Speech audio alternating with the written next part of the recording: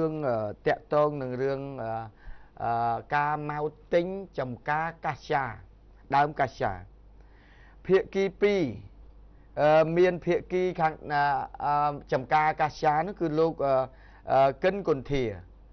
ដែលកិនគុន្ធាមានទីលំនៅរបស់គាត់នៅខាងភូមិដើមកោឃុំដើមមានក្រុងតាខ្មៅបាទក្រុងតាខ្មៅខេត្តកណ្ដាលដែលគាត់មុខរបរជាមន្ត្រីកងរាជអាវុធហត្ថបាទហើយ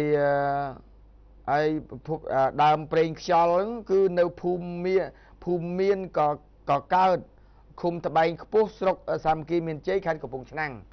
នេះដើមកាសាហ្នឹងគឺនៅខាងកំពង់ឆ្នាំងហើយភាគីទាំងពីរហ្នឹងបានឯកភាពគ្នាបានន័យថាភាគីខាងម្ចាស់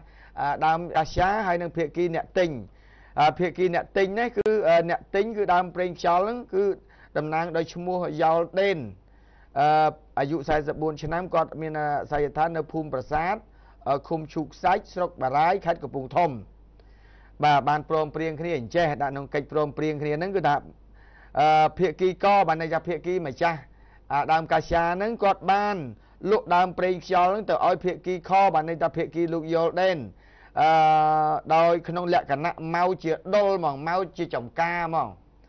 មកជាចំការហ្នឹងដើមប្រេងខ្យល់ក្នុងតម្លៃសរុបទាំងអស់$26,000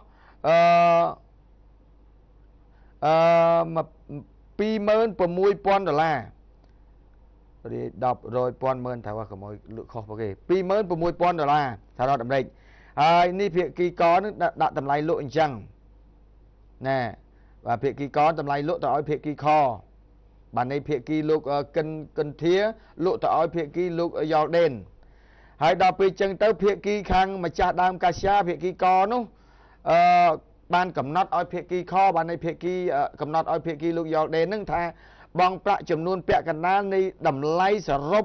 មុនពេលចូលកាប់និងដឹកជញ្ជូនស្មើនឹង 50% បានន័យថាភាគីខនឹងត្រូវបង់ប្រាក់ចំនួនពាក់កណ្ដាលនៃតម្លៃសរុបនៃតម្លៃបានពាក់កណ្ដាលនៃតម្លៃសរុបបានន័យថា13,000ណាពាក់កណ្ដាលព្រោះ26,000ចាអញ្ចឹងត្រូវបង់13,000មុនបានន័យដឹកជញ្ជូនស្មើ 50% ក្នុងកិច្ចសន្យាហើយបន្តមកទៀតភាគីខកនឹងតម្រូវបានន័យថាភាគីម្ចាស់ចំការនឹងតម្រូវឲ្យភាគីអ្នកទិញហ្នឹងបាទកាប់ដើមប្រេងខ្យល់ដឹកជញ្ជូនឲ្យបានចំនួន 50% ហើយភាគីខត្រូវទូទាត់ប្រាក់ឲ្យគ្រប់ចំនួន$26,000បានន័យថាឲ្យបានចំនួន 50% ហើយភាគីខត្រូវទូទាត់ប្រាក់ឲ្យគ្រប់ចំនួន 50% បាទឲ្យគ្រប់ចំនួន 100% $26,000ហើយដល់អញ្ចឹងភាគីកនេះកំណត់ឲ្យភាគីខកាប់ឲ្យអស់ក្នុងរយៈពេល3ខែគិតចាប់ពីថ្ងៃបង់ប្រាក់ 50% បានន័យថាថ្ងៃទី29ខែសីហា2014បាទអញ្ចឹងកំណត់3ខែឲ្យកាប់ឲ្យអស់ដល់អញ្ចឹងទៅភាគីកហើយនិងភាគីខនឹងបាននិយាយថាត្រូវគោរពកិច្ចសន្យានិងព្រមព្រៀងក្នុងលក្ខណៈណាមួយដែលមិនគោរពកិច្ចសន្យានេះប្រាក់ដែលបានបង់ហើយនោះត្រូវដាច់ខាតត្រូវដាច់ដោយមិនមានសំណងនឹងការតវ៉ាណាមួយឡើយបានន័យថាកាប់ឲ្យអស់3ខែលើសពី3ខែគឺប្រាក់ដែលនេះទៅទុកជាសាបង់ឲ្យឈប់កាប់បាទប៉ុន្តែក្រោយមកភាគីនឹងមានចំនួនជាមួយគ្នាត្រង់ថាភាគីខាងម្ចាស់ចំការនៅពេលដែលខាងភាគីអ្នកទិញកាប់ហើយកាប់បាន 40% ហើយប៉ុន្តែភាគីខាងម្ចាស់ចំការគាត់ថាអត់ទេកាប់បាន 70% ហើយដល់ភាគីអ្នកទិញថាអត់ទេទៅបាន 40% ទេ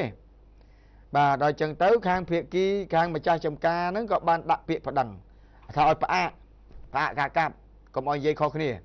ឡូវបើចង់កាប់បន្តត្រូវបង់$13,000មកដើម្បីកាប់បន្តប៉ុន្តែនៅពេលដែលការប្តឹងផ្ដាល់គ្នាទៅវិញទៅមកអាការកាប់នេះគឺមិនបានដឹកជញ្ជូនចេញទេក៏កើតមានរឿងរ៉ាវកើតឡើងស្រាប់តែខាងអ្នកទិញដឹកអត់ចេញរួចបើខាងនេះខាងម្ចាស់